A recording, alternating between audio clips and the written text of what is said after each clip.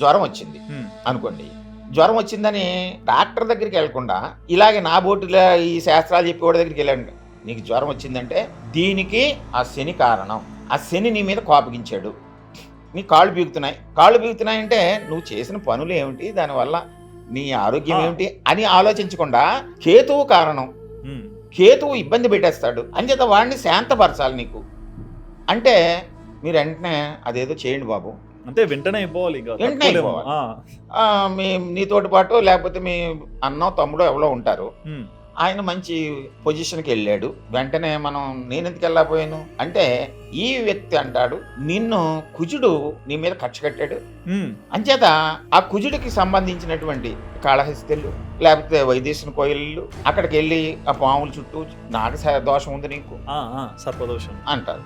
ఏదో ఒక దోషం పితృదోషం అంటాడు. అవును, పితృదోషం అంటే ఏంటి? తప్పు కదా అది.